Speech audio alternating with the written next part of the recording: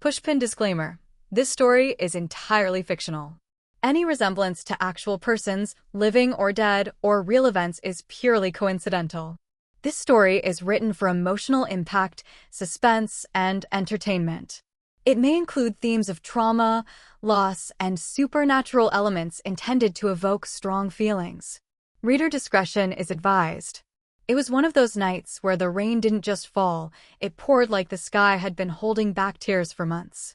The wind howled through the narrow streets of our quiet suburban neighborhood, rattling windows and sweeping fallen leaves across driveways. I had just finished making myself a cup of tea and curled up on the couch with a blanket when I heard the knock. Not loud, not desperate, just soft. At first, I thought I imagined it. But then it came again. 3 slow, deliberate knocks. I stood up, heart thudding a little faster, and walked toward the door. When I opened it, I was stunned. There he was, drenched from head to toe, standing still with rain dripping from his black hoodie. It was Ryan, the little boy from next door. He was only about 9, maybe 10. His brown eyes looked up at me, wide and glassy, and his small frame trembled from the cold. "Ryan?" I gasped. "Sweetheart, what are you doing out here?" He didn't answer. I looked out past him into the sheets of rain, but saw no one, no parent, no car, not even the faint sound of a voice calling his name. Just emptiness and water. I ushered him inside quickly and closed the door behind him. He didn't protest. He just walked in quietly and stood near the hallway, dripping all over my floor. "I'll get you a towel," I said gently, trying to stay calm though my stomach had already begun to twist with worry. As I handed him the towel, I crouched down. "Ryan, are you okay? Where's your mom and dad?" Still, he said nothing. He just stared at the wall as if in a trance. Something was wrong. Very wrong. My first thought was that maybe they had a fight at home. Or worse, something happened and he ran away. But he was just a kid, and in this weather, it would take something serious to make him come out on his own. I picked up my phone and called his parents. No answer. Then I called again. Still no answer. I looked back at Ryan, who now sat silently on the edge of my couch, clutching the towel, eyes blank. The storm outside roared louder. And in that moment, I knew this wasn't going to be just a strange, rainy night. It was the beginning of something much deeper. Something I couldn't understand yet, but would soon change everything.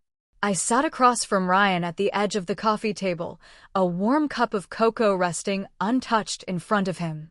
The towel I'd wrapped around his shoulders was soaked through, but he made no effort to change out of his wet clothes or even shiver. His silence was louder than the thunder outside.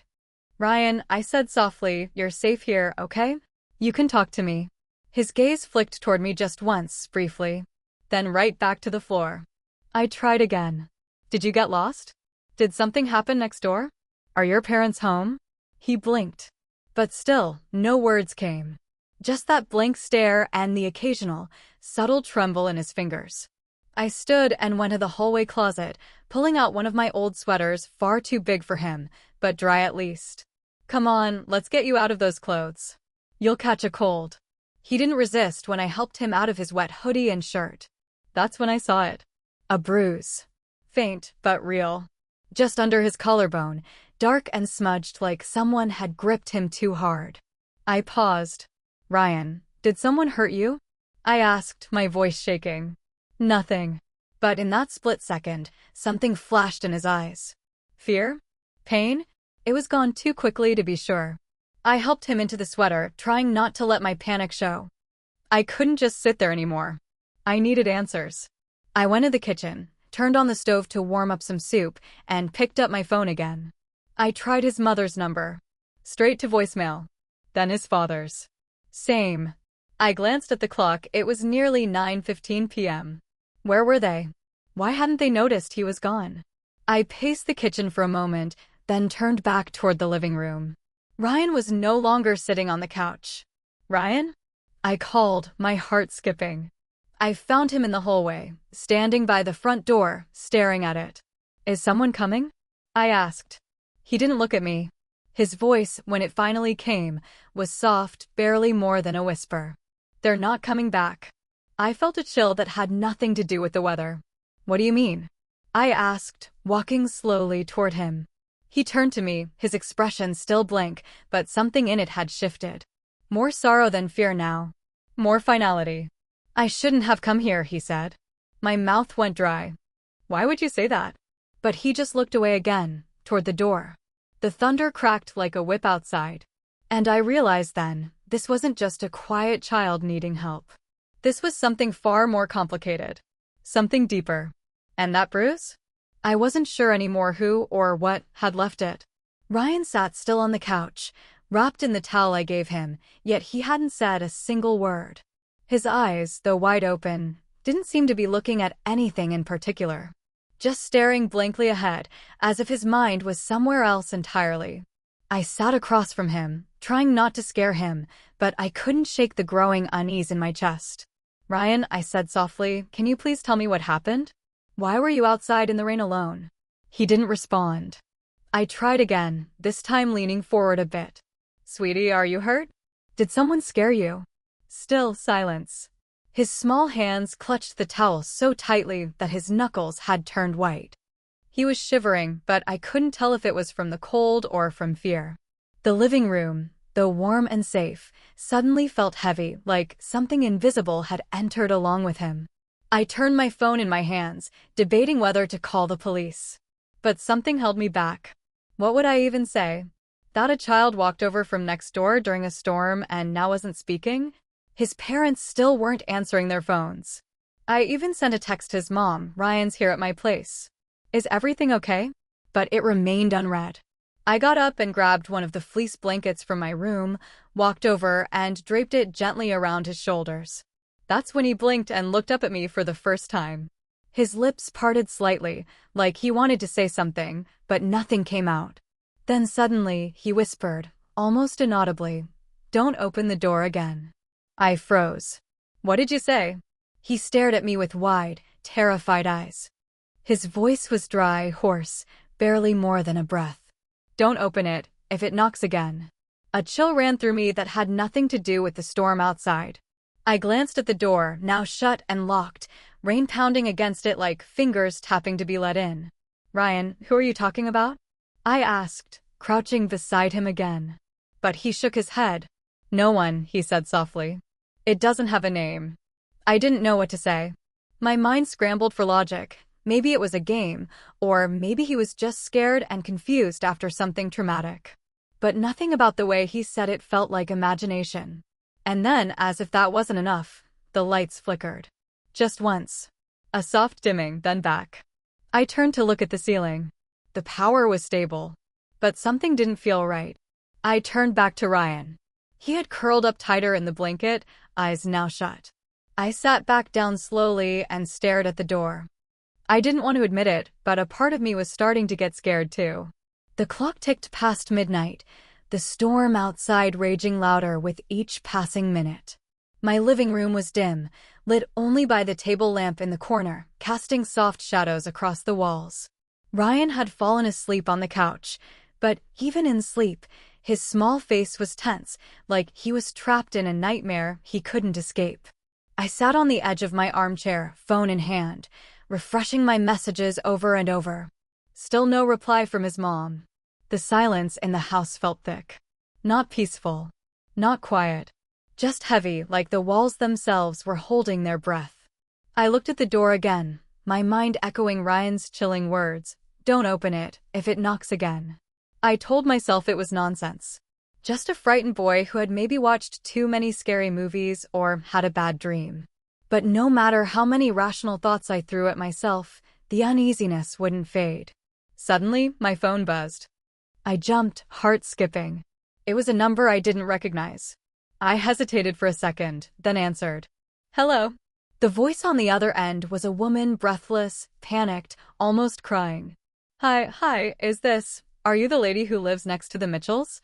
Yes, I said, my voice tightening. This is she. There was a pause, then a shaky exhale. I'm calling from Mercy General Hospital. I'm a nurse. There's been an accident. A car crash. The Mitchells, both of them, they were brought in about an hour ago. We found your number listed as a neighbor contact in Mrs. Mitchell's phone. My stomach dropped. What? Are they okay? And Ryan is here. He showed up at my door. He's safe.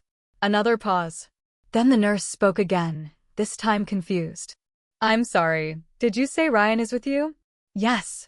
He's asleep right now on my couch. The line went silent.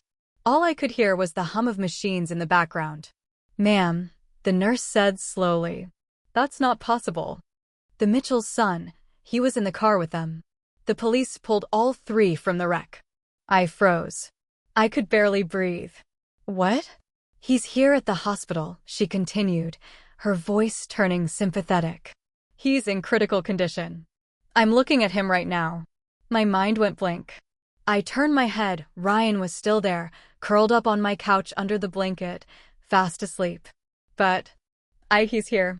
He's been here for almost an hour, I whispered. The nurse didn't respond for a few moments. Are you sure it's Ryan? Yes. I know what my neighbor's son looks like. I've known him since he was a toddler. I stood up slowly, the phone still pressed to my ear. On the couch, Ryan shifted slightly, but didn't wake. I didn't know what was going on. But something was very, very wrong. I didn't sleep that night. How could I?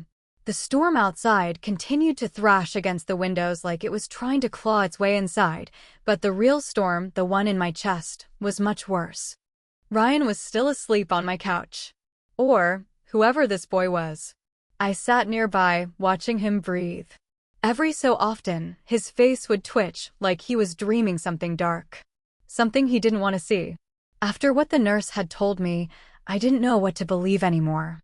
I had known Ryan since he was in diapers. He used to ride his tricycle on the sidewalk outside my kitchen window. He had the sweetest laugh and the loudest voice during hide-and-seek with his cousins. And the boy sleeping on my couch was exactly him. Same face. Same nervous twitch in his eyebrow. Same birthmark behind the ear. I needed answers. It was almost 4 a.m. when his eyes finally opened. Slowly. Like waking up hurt. Ryan, I whispered. He sat up, blinking, pulling the blanket tighter around his shoulders. Do you remember how you got here? I asked gently.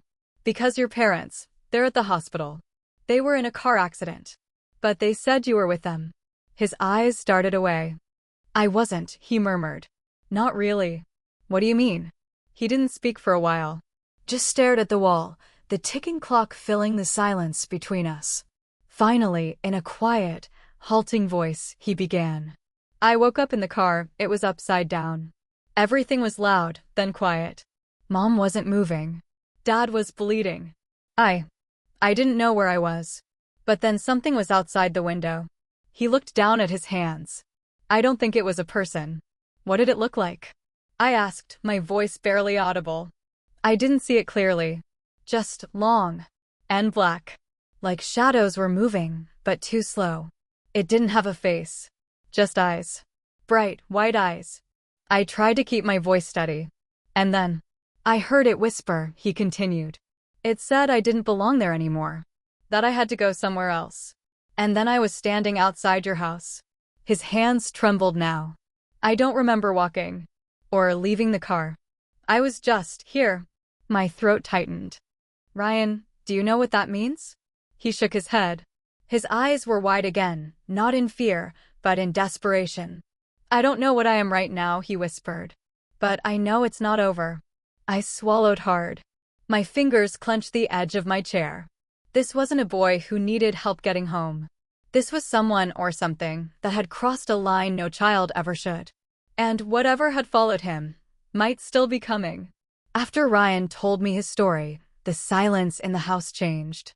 It wasn't just quiet anymore, it felt watched. Like the air itself was holding its breath. He sat on the couch, knees pulled up to his chest, and I stayed close by, unsure if I should comfort him or stay back.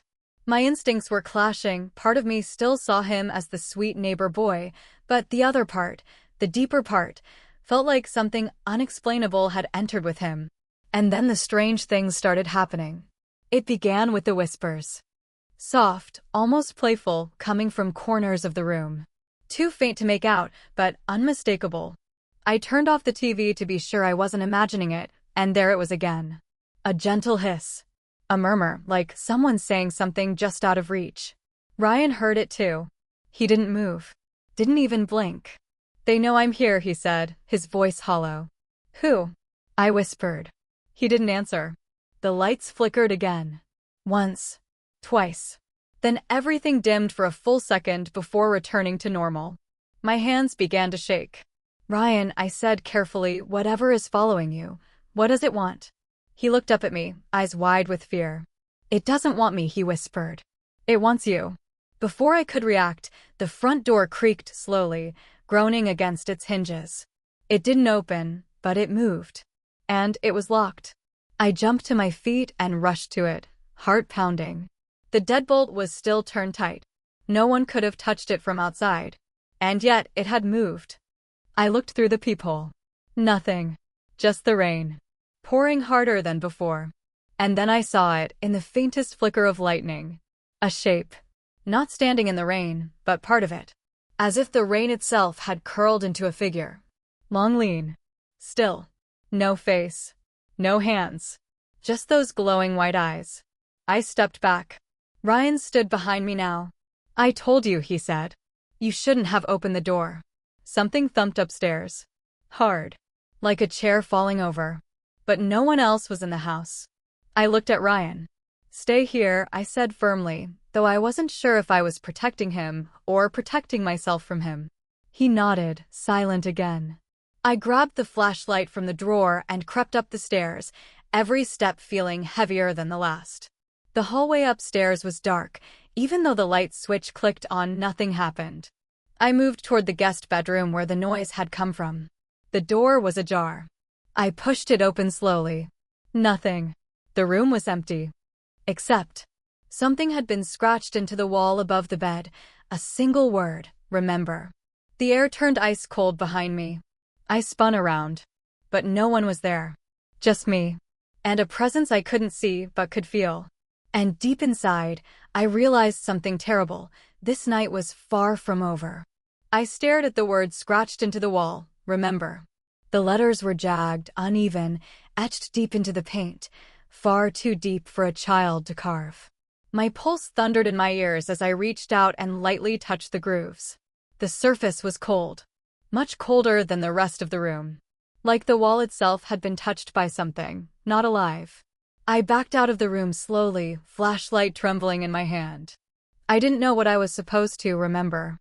But whoever or whatever left that message clearly thought I already knew. When I got back downstairs, Ryan was no longer on the couch. My heart dropped. Ryan? I called out, trying to sound calm. Where are you, sweetheart? Silence. The kind that presses in on your skin. I turned the corner into the hallway and found him standing in front of the back door, completely still, staring out into the rain through the glass. I walked up behind him cautiously. Ryan. He spoke without turning. It's getting closer. What is? He finally turned to me. His face was pale, expression blank. I think it remembers you too. My blood ran cold. Me? I thought it was only after me, he said softly. But when I came here, it changed. It started whispering your name. I couldn't breathe. I don't understand, I said.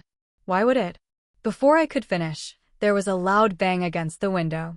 Like a body slamming into the glass. I jumped back, shielding Ryan, flashlight aimed at the glass, but there was nothing there. Only a wet smear. Then it happened again, bang.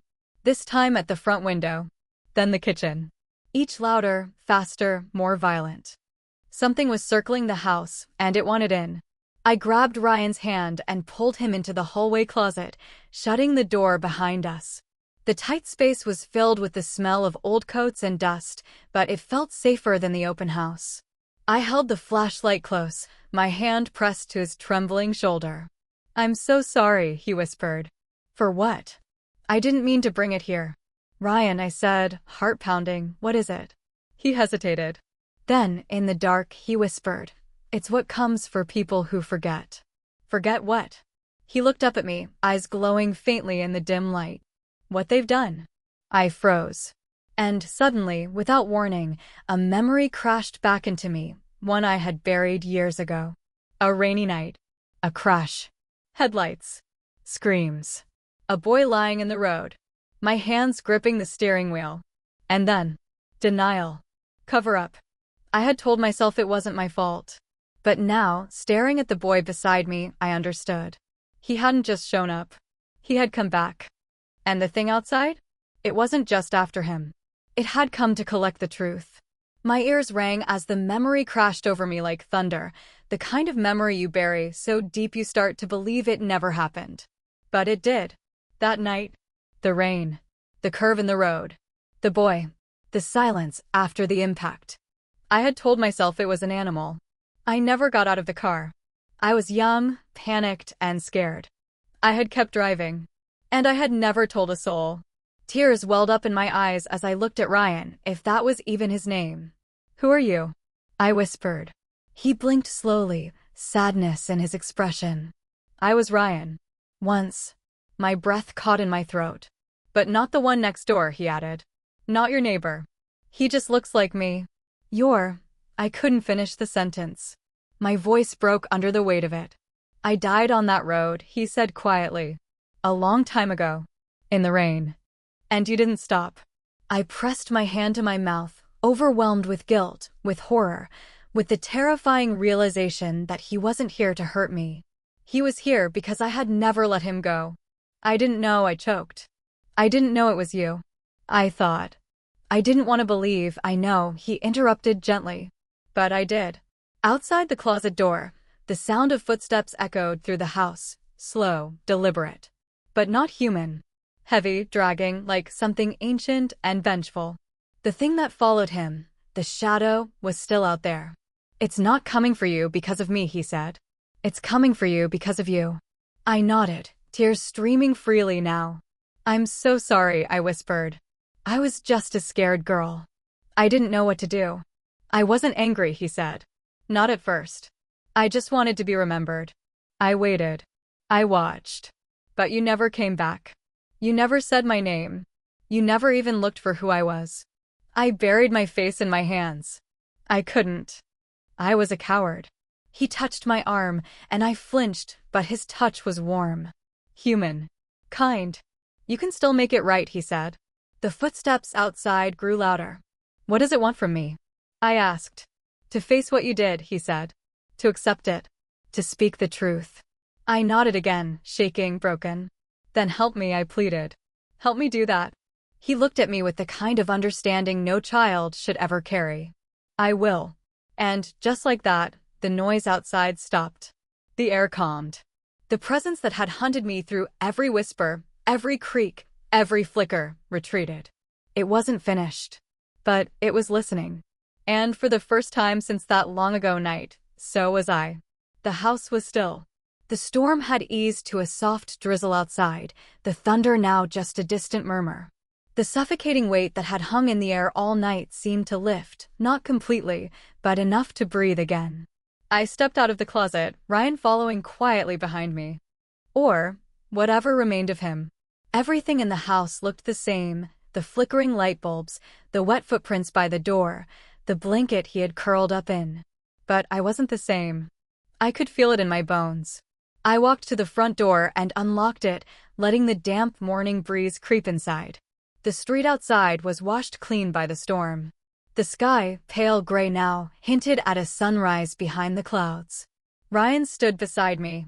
Silent. Still. Waiting. I turned to him, tears in my eyes. "I remember now," I said. "Everything." He looked up at me, his expression soft, but not entirely at peace. "I should have come back. I should have faced it long ago." "Yes," he replied quietly. "But you can now." My voice trembled. "I can tell the truth. Report the accident. Speak your name. I won't hide from it anymore." He nodded slowly. "That's what it wanted." "Is it gone?" I asked. His eyes wandered toward the open door. The rain had stopped. "No," he said, almost smiling. "But it's satisfied. For now." I took a deep breath and stepped aside, gesturing to the open doorway. "Do you have to go?" I asked. He nodded. "It's not your fault," I added. "None of this should have happened to you." He didn't answer, just gave a small smile. And for the first time all night, he looked like a child again. Not a ghost. Not a shadow. Not a reflection of my guilt. Just a boy. Will I see you again? I asked. His smile faded slightly. Not like this. Then, without a word, he walked out onto the porch. The wind caught his damp hair. As he stepped beyond the threshold, the light around him shifted, brightened, just a little. Like the world was folding him back into the part of it that had always been missing him. And then he was gone. Not suddenly. Not dramatically. Just gone. Like a breath exhaled into the morning air. I stood there for a long time, looking out at the street, tears slipping silently down my cheeks. I didn't wipe them away. I closed the door and sat at the kitchen table. And then I wrote everything down. The accident. The truth. His name. Ryan Carter. A boy who had once lived. And died. And waited. By the time I finished writing, the sun had broken through the clouds. Light filled the kitchen. And for the first time in years, I felt clean. 44.